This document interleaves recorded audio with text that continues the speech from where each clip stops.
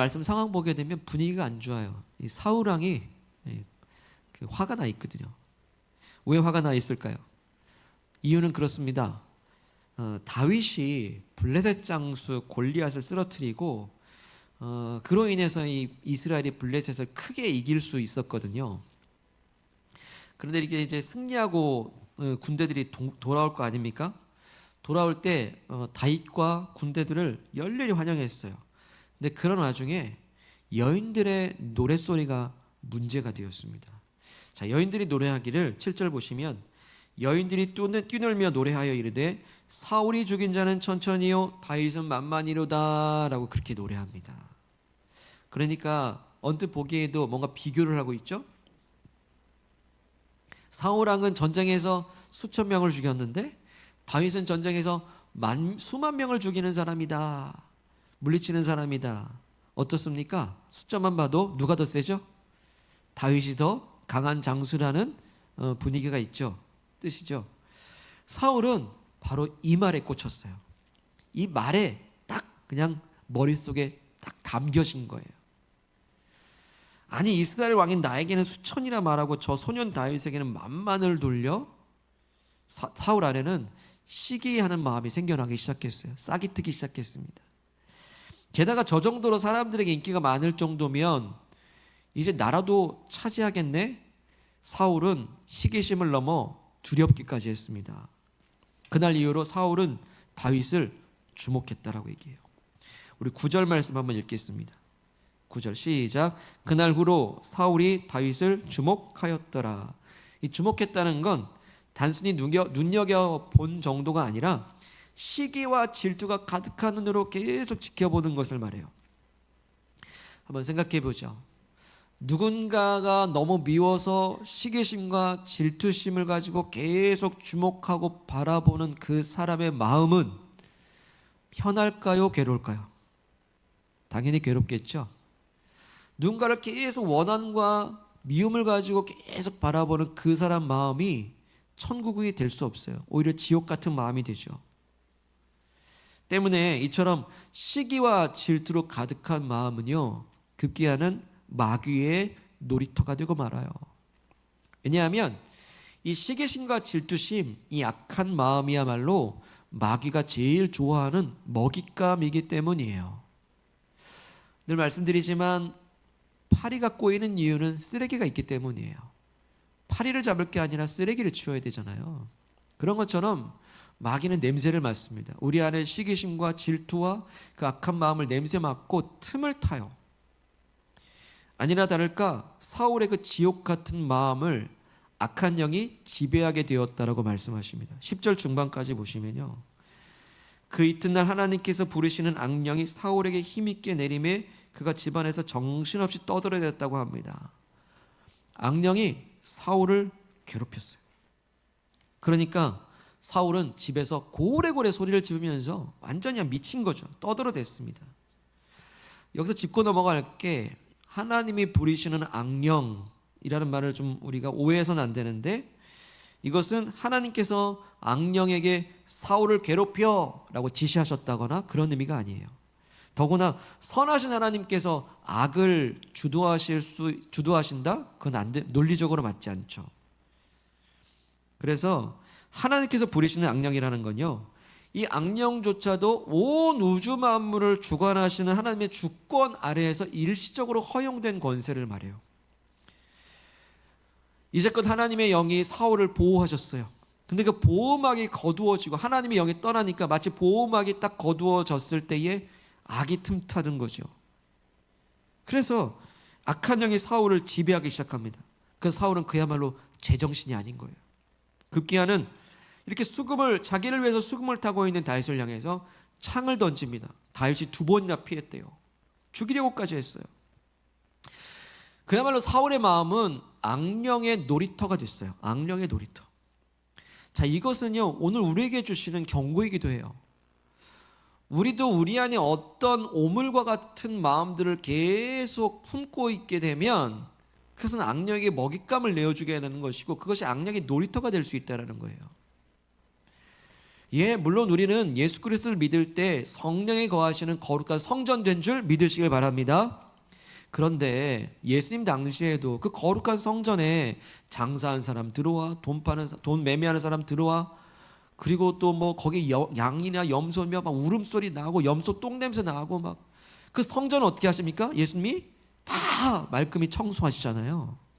성전인데도 불구하고 사람의 것들이 들어올 수가 있다는 거예요. 그런 것처럼 우리가 거룩한 성전인데도 불구하고 어쩔 수 없이 이 땅 살기 때문에 시기와 질투심의 그런 어떤 쓰레기와 오물들이 막 그렇게 꼬이고 쌓이게 되면요, 악한 마귀가 파리처럼 꼬이게 되는 거예요. 악령의 놀이터가 될 수 있는 거죠. 그럼 어떻게 됩니까? 수시로 치워야죠. 수시로 청소해야죠. 빨리빨리 치워야 되는 거예요. 맞습니다. 여러분, 가정에 음식물 쓰레기 계속 놔둡니까? 언젠가 치우잖아요. 버려야 되잖아요. 저도 음식물 쓰레기를 이렇게 치울 때가 있는데요, 버릴 때마다 그냥 저절로 감사가 나와요. 왜냐하면은 이 지저분하고 냄새나는 것을 버릴 수 있다니, 이렇게 일정한 곳에 버릴 수 있다니 참 우리나라 좋은 나라다. 하나님 버릴 수 있어 감사해요. 저절로 나와요. 털고 나오니까요.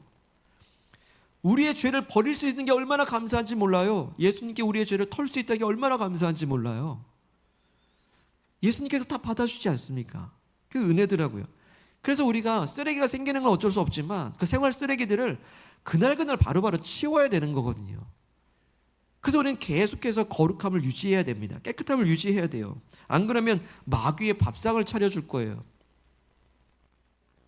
언젠가 소개한 것 같은데요, 여러분, 깨진 유리창 법칙이라고 들어보셨습니까? 이 법칙은 이런 거예요.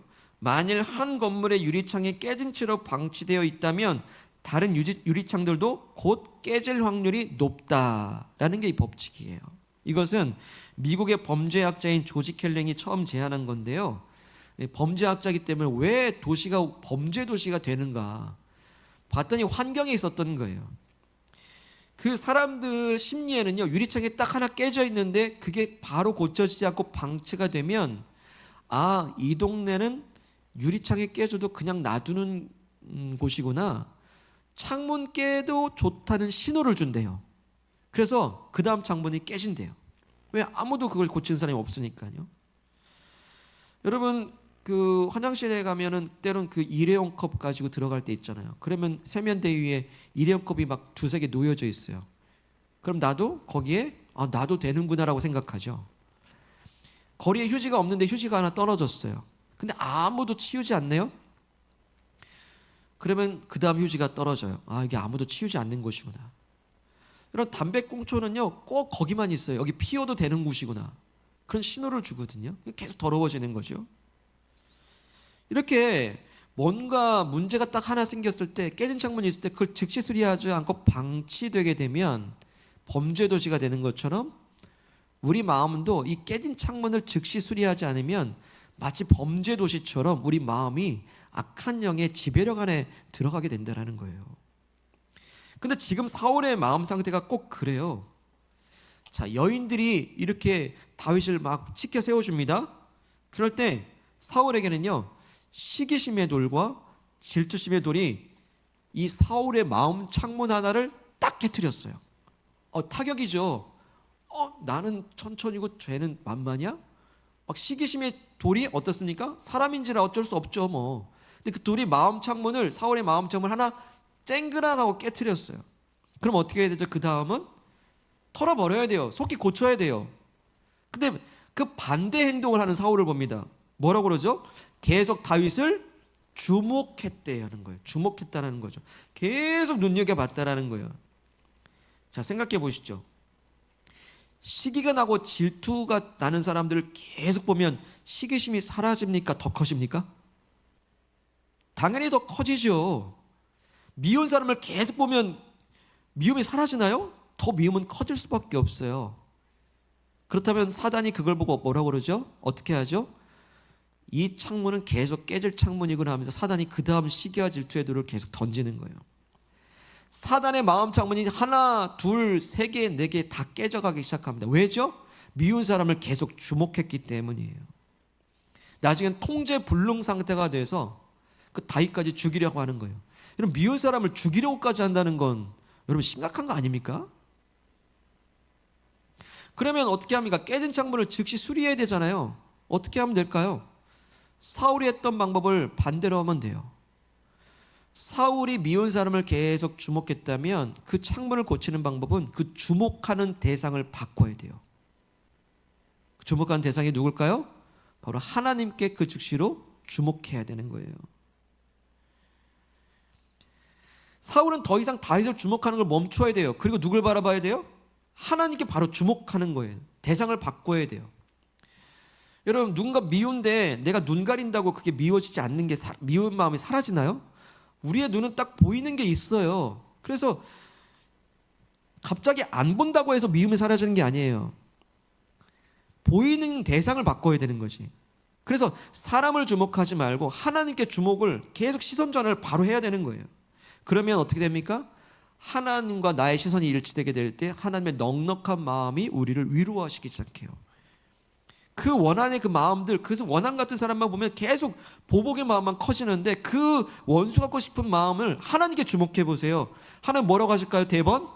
네 마음 알아. 네 억울해. 네 잘못 아니야. 내가 갚아줄게. 대번 그 말씀 주세요. 여러분, 그 마음 어떻게 됩니까? 창문이 수리되는 거예요. 그러면 우리도 마음 창문 깨질 때 얼마나 많습니까? 사울처럼 어떤 비교하는 말, 천천히요 만만히요, 저 사람 더 가졌고 나는 조금 가졌고, 그런 비교 때문에 시기심과 질투심이 순간 마음에 돌이 와서 내 마음을 깨잖아요.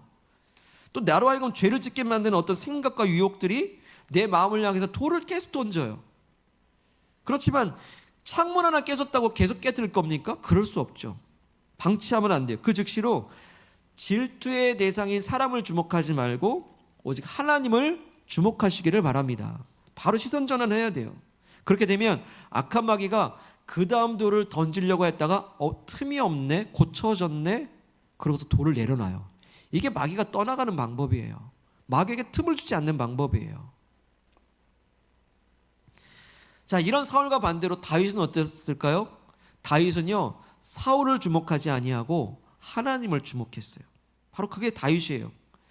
사울이 그처럼 집착 가운데 몰락해 갈 때요, 오늘 말씀은 다윗은 그와는 반대로 점점 지혜로워져 갔다고 말씀하십니다. 우리 14절 한번 읽겠습니다. 14절 시작. 다윗이 그의 모든 일을 지혜롭게 행하니라 여호와께서 그와 함께 계시니라. 아멘. 다윗은 뭘 하든지 지혜로웠대요. 여기 지혜롭다는 것은 어떤 업무를 지혜롭게 처리했다는 말보다는 전쟁에 나가는 것마다 승리했다 이 말입니다. 어딜 가나 이겼다라는 거예요. 지혜롭게 행했기 때문이죠. 근데 이렇게 지혜롭게 늘 이기고 승리할 수 있었던 이유가 뭡니까? 바로 하나님이 그와 함께 계셨기 때문이에요. 그래서 24절을 순서를 바꿔서 읽으면 의미가 더 명확해져요. 순서를 바꿔서 여호와께서 그와 함께 계셨기 때문에 그가 모든 일에 지혜로웠다. 아멘이십니까? 예, 그게 지혜의 시작이었던 거예요. 왜 하나님이 함께 하셨을까요? 다윗은 하나님을 주목했어요. 사실 깨진 마음으로 치자면야 다윗하고 사울 중에 누가 더 많이 창문이 깨졌을까요?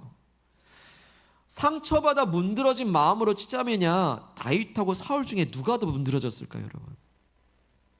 다윗이에요. 다윗도 사람인데 왜 사울 왕이 원망스럽지 않겠어요? 내가 뭘 잘못했다고 나를 죽이려 해? 뭐 잘못이라고 했으면 괜찮지만 억울하게 창을 딱 던짐을 받았을 때 마음이 어떻겠어요? 이 권위자로부터 상처, 윗사람부터 받는 상처, 얼마나 상처가 큽니까? 돌 하나 던지면 그 개구리는 맞아 죽듯이. 그것도 2번이나. 사울왕을 위해서 수금을 타고 있는데 왜 나한테 창을 던지자는 거예요? 다윗은 상처받았어요. 비록 나를 향해 던진 창 2개는 피했을지 몰라도요, 마음으로 받은 상처의 창은 찔렸어요. 박혔거든요. 문드러졌습니다. 그러면 다윗도 어떻게 돼요? 사울을 향해 원망해야 돼요. 사울을 역시나 주목할 수밖에 없어요. 다윗이 한 일이라고 뭡니까? 목숨 걸고 골리앗과 싸운 거 아닙니까? 사울 왕도 두려워해, 이스라엘 군대도 벌벌 떨어. 어른들은 아무도 나갈 생각 안 했는데 그 소년 다윗이 용감하게 나가서 싸웠어요. 목숨 걸고 싸웠어요. 물맷돌을 아무리 잘 던진다고 해도 그날 실수하면 끝나는 일인데 다윗도 목숨 걸고 나간 거예요. 두려움을 극복하고 나간 거거든요. 그럼 이기고 돌아왔으면 상을 줘도 모자랄 판에 여인들이 그렇게 좀 찬양하고 노래했다고 해가지고 그렇게 옹졸하게 해가지고 그렇게 나를 죽이려 하나? 다윗은 상처받았어요.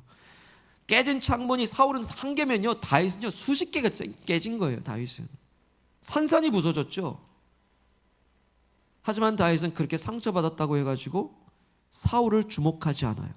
오히려 다윗은 상처받을수록 하나님을 주목했습니다. 우리 한번 따라해 볼까요? 상처받을수록 하나님께 주목하자. 그랬어요. 그건 뭡니까? 다윗은 상처받은 그 창문 하나가 있을 때 즉시로 하나님을 바라보고 그걸 수리해버린 거예요. 수리해버린 거예요. 하나님, 창문 깨졌어요. 내 마음 깨졌어요. 받아주세요. 하나님 수리해 주시는 거죠. 즉시 수리했어요. 그러니까 악한 마귀가 틈을 타지 못하죠. 또 하나 창문 깨려왔더니 깨진 게 없네요. 틈이 없는 거예요. 다윗이 행하는 모든 행동들이 지혜로웠대요. 이겼대요. 그 어떤 마음의 상처에서도 하나님을 주목했기 때문이죠. 여러분, 다윗이 남긴 많은 수많은 시편들을 보세요. 시편들을 보면요, 구구절절이 다 내 마음에 깨졌다 그 고백들이 대부분이에요. 여러분, 내가 마음이 힘들 때 시편 읽어보세요. 어찌하면 내 마음을 이렇게 잘 표현해놨나 싶을걸요. 내 마음이 깨지고 어려울 때 시편 읽어보세요. 어찌하면 다윗이 내 모습인가. 시편 보면요, 다윗의 시편들은 하나같이 깨진 마음을 드려요. 깨진 마음을 드려요. 근데 하나님만 집중해요. 시편 63편 1절, 하나님이여 주는 나의 하나님이시라. 내가 간절히 주를 찾되 물이 없어 마르고 황폐한 땅에서 내 영혼이 주를 갈망하며 내 육체가 주를 앙모하나이다. 물이 없어 쩍쩍 갈라진 내 마음이에요. 황폐한 땅 같은 내 마음이에요. 오직 주님만을 그런데도 갈망한대요. 주님만을 사모한대요. 깨졌지만 주님만을 기다린대요. 그런 내용이 대부분이에요. 이렇게 다윗의 시편들은요, 내 마음이 어떤 상태든 사람 주목하지 않고 하나님을 주목했던 고백들이에요. 그리고 오늘 다윗은 사울의 그 창에 던짐을 받고서도 사울을 주목하지 않고 하나님께 주목합니다. 그러니까 어떻게 돼요? 주님의 지혜를 가지고 어딜 가든 이기고 어딜 가든 승리했음을 믿습니다. 그리고 12절 앞에 보십시오. 여호와께서 사울을 떠나 다윗과 함께 계심으로. 또 14절, 다윗이 그의 모든 일을 지혜롭게 행하니라 여호와께서 그와 함께 계신대요. 15절 앞에 사울은 다윗이 크게 지혜롭게 행함을 보고 항상 지혜가 따라다녀. 왜? 하나님이 함께 하셨기 때문이에요. 그럼 결론은 이거죠. 하나님이 함께 하신 사람은 누굽니까? 하나님이 함께 동행해 주시는 사람은 누굽니까? 하나님만 주목하는 사람임을 믿으시기를 바랍니다. 어떤 상황에서도 하나님을 주목하는 것. 하나님이 함께 하시는 사람은요, 사람 주목하지 않고 하나님을 주목하기 때문에 모든 일에 지혜를 주세요. 지혜가 그때 옵니다. 하나님을 주목하는 사람은 어딜 가든 이기고 어딜 가든 승리하는 줄을 또한 믿으시기를 바랍니다. 여러분, 그래서 승리가 뭡니까? 승리가 뭐예요? 승리. 진짜 하나님 기뻐하시는 승리는 뭘까요?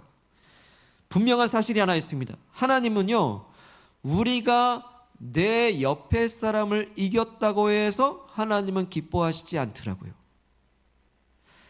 하나님께서는요, 내가 내 친구보다 더 앞서간다고 해서 하나도 박수 쳐주시지 않더라고요.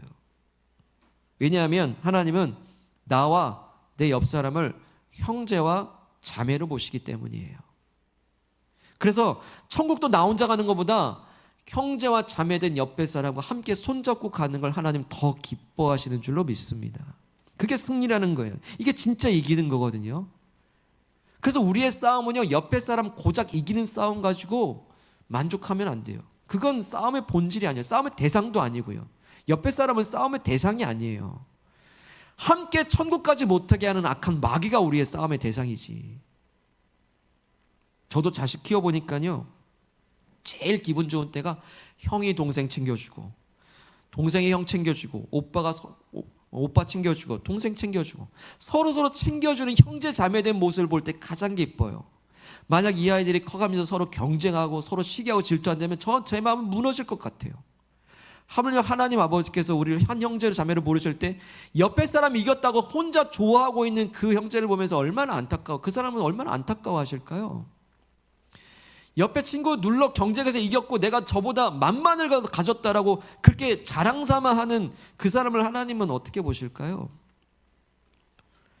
우리 교회가 옆에 교회보다 더 나아, 우리 교회가 저 옆에 교회보다 숫자가 더 많아, 뭐 우리 교회 사역이 더 좋아, 하나님 그 기뻐하십니까? 개인주의가 있듯이 개교회주의도 있는 거예요. 하나님과 함께하길 기뻐하십니다. 그걸 좋아하세요. 그걸 진짜 이긴 거라고 말씀하십니다.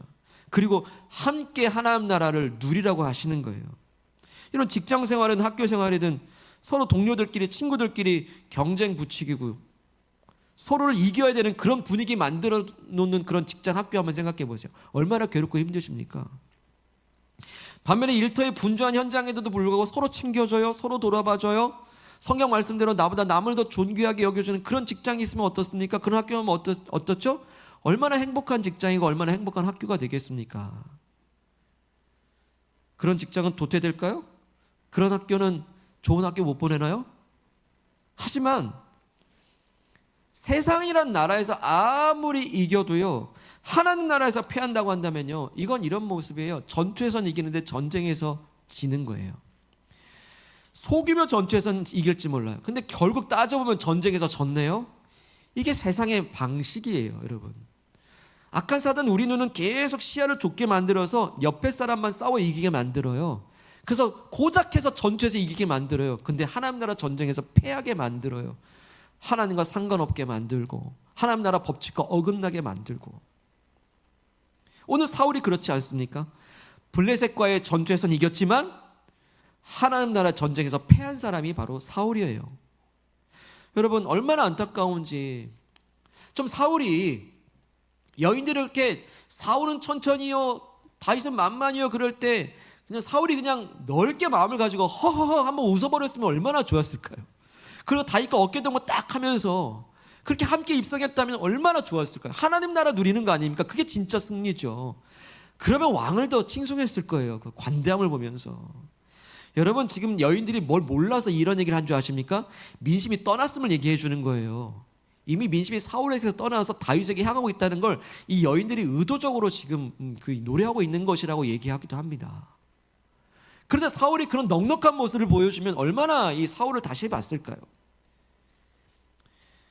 하마터면 나라가 망할 뻔하지 않았습니까? 그런데 저 소년 다윗이 나라를 구해줬어요. 그럼 이 왕의 입장에서 얼마나 감사해야 됩니까?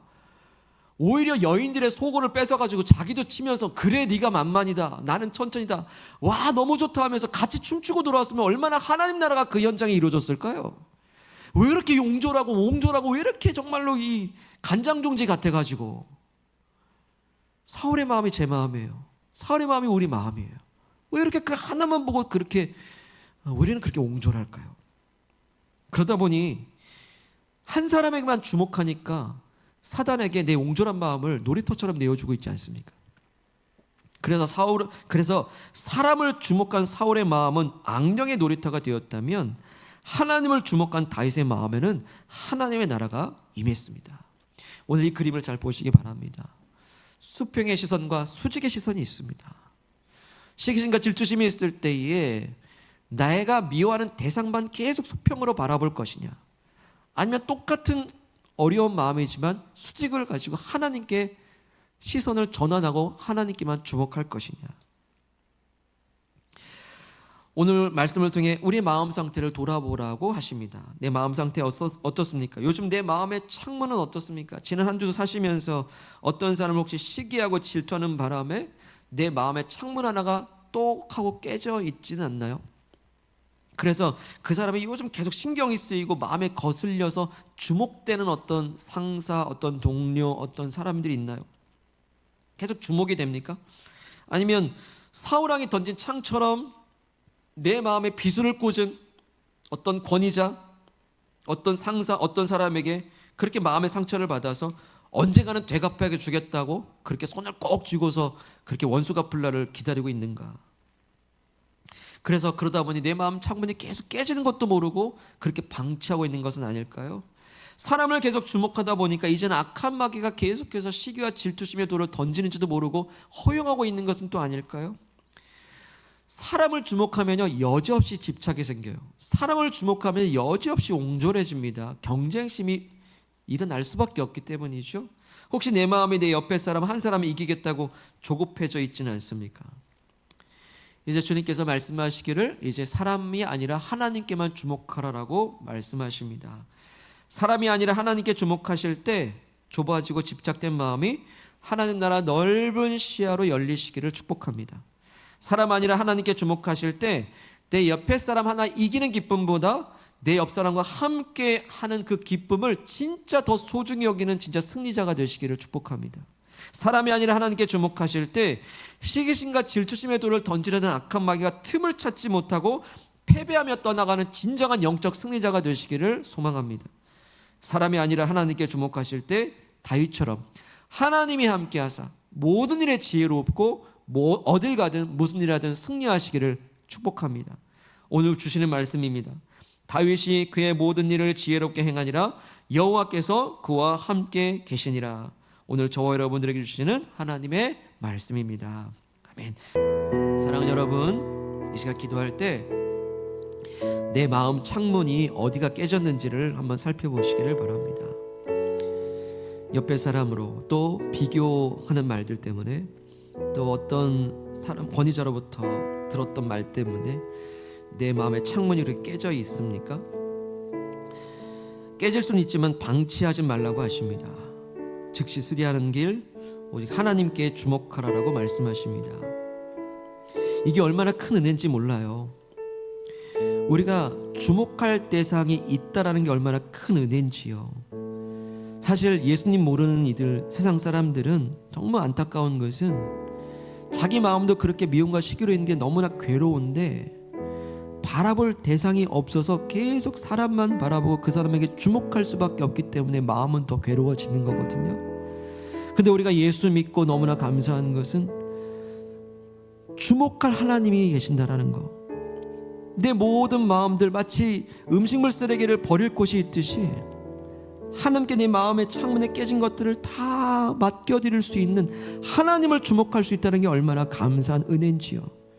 공짜로 주신 은혜 아닙니다. 예수 피값 주고 우리에게 주신 은혜입니다. 그럼에도 불구하고 우리가 하나님께 주목하지 못했고 사람을 계속 시기하고 질투심의 눈으로 또 경쟁의 눈으로 바라봐서 내 마음을 그렇게 계속 깨지게 만들었던 것을 회개하면서 하나님, 내가 사람 주목하지 않습니다. 오직 하나님만 주목하기를 결심합니다. 주님, 내 마음을 받아 주시옵고 내 마음을 고쳐 주시옵소서. 우리 합심하여 기도하겠습니다.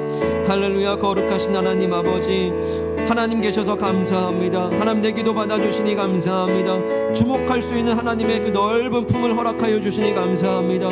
아버지, 온전히 하나님만 바라보게 도와주시옵소서. 사람을 주목하지 않게 하시고 하나님께만 계속 주목해 갈 수 있도록 인도해 주시옵기를 간절히 원합니다. 주님, 하나님을 주목하는 모든 사람들에게 함께하여 주시옵시고 지혜로 함께하시고 승리에 함께하여 주시기 원합니다. 진정한 승리는 아버지 하나님 나라 함께 누리는 것인 줄로 믿사오니 사울과 다윗이 함께 하나님 나라를 누렸다면 얼마나 좋았을까요?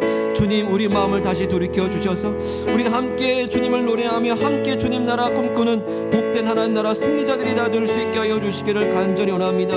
주님, 도와주시옵소서. 이 시간에 우리 한 번 더 기도하실 때에 내가 경쟁하는 그 사람을 위해 기도합시다. 또 어떤 그 사람의 어떤 그 갈등 가운데 있는 사람들을 위해 기도합시다. 우리가 그 영혼들을 한번 돌아봅시다. 그 영혼도 마찬가지로 마음이 깨졌는데 하나님을 모르니 계속 나를 향한 화살들을 던지는 것 뿐이었더라고요. 주님, 그 영혼도 주님 바라보길 원합니다. 그 영혼도 하나님을 주목하는 새로운 날이 열려지길 원합니다. 여러분 기도하십시오. 갈등은 자연스럽게 풀려질 줄 믿습니다. 우리가 함께 천국 가야 될 사람이 누굽니까? 함께 손잡고 주님 나라 누리게 하시고 함께 아버지 합력하여 하나님의 승리를, 하나님 나라를 누리는 우리 함께 모든 일을 이뤄갈 수 있도록 우리 합심하여 기도하겠습니다. 하나님 아버지, 경쟁자가 아니었습니다. 함께 하나님 나라를 이뤄갈 사람이었습니다. 미움과 시기의 대상이 아니었습니다. 그들도 하나님을 주목해야 될 대상이었습니다. 하나님 아버지, 우리로 하여금 다시 한번 새로운 마음과 그 영혼을 들여다볼 수 있는 영적 안목을 더하시옵고 이제 아버지 하나님 그 영혼을 위해 기도하오니 그들도 하나님을 주목하는 날이 오게 하여 주시옵소서. 그들도 하나님을 만나게 도와주시옵소서. 그들도 예수님을 만나기를 주님 간절히 원합니다. 그래서 그들의 마음에 깨진 마음들을 다 수리해 주시고 고쳐주시어서 아버지, 어느 날 주님 함께 바라보는 하나님 안에서 한 형제와 한 자매로서 우리가 함께 하나님 나라를 누릴 수 있게 하여 주시옵기를 간절히 원합니다. 진짜 승리는 밟고 일어서는 것이 아니라 아버지 함께 손잡고 가는 것이니 아버지 하나님, 오늘 하나님 나라가 이루어질 수 있도록 우리 가정 안에서 하나님 나라를 함께 바라보는 믿음이 다 될 수 있도록 인도해 주시옵소서. 하나님 아버지, 예수 그리스도의 핏값으로 하나님께서 우리를 향한 사랑의 문을 열어주시고 하나님과 우리의 시선을 일치시킬 수 있도록 하늘문을 여시오니 감사를 드립니다. 하나님 아버지, 이제 주목할 대상이 오직 하나님이심을 믿습니다. 사람에게 주목할 때는 내 마음이 집착이 되었고, 사람의 소리에 집중할 때는 비교의식이 되었고, 사람을 계속 바라볼 때는 우리 마음이 그렇게 좁아졌음을 고백합니다. 주님, 사람인지라 때로는 그렇게 괴롭고 힘들 때, 시기심과 질투심이 막 들어올 때 하나님 그 깨진 창문을 즉시로 고칠 수 있게 하사 이 창문을 고쳐주신 하나님께만 오로지 집중하고 주목할 수 있도록 인도해 주시옵소서. 그래서 하나님을 주목하는 모든 이들에게 주의 위로를 주시옵고, 하나님께 주목하는 모든 이들에게 하나님의 지혜를 부어주시며, 그래서 너는 이긴 자다, 승리자다라고 선언해 주시옵소서. 그래서 악한 마귀에 더 이상 틈타지 못하고 하나님 나라가 우리에게 힘있게 임하실 때에 아버지 하나님, 우리가 함께하는 사람들이 하나님 나라를 함께 누리는 그런 나라들을 이루어갈 수 있도록 우리로 하여금 진정한 승리자가 되기를 원합니다. 하나님 아버지, 그 어떤 영혼들이 하나님을 바라봐야 될 영혼들이 있습니다. 그 안에서 울부짖고 있었습니다. 그 안에서 어디 바라볼 것이 어디 있는가 헤매고 있는 영혼이었음을 고백합니다. 주님, 그들도 주님을 만나게 하옵소서. 그들도 하나님을 주목하게 하옵소서. 그래야 내가 바라본 하나님과 그들이 바라본 하나님이 함께 만나 하나님 나라를 함께 이 땅에서 누려가는, 또 하나님 나라를 함께 천국으로 들어가는 승리자들이 다 되기를 원합니다.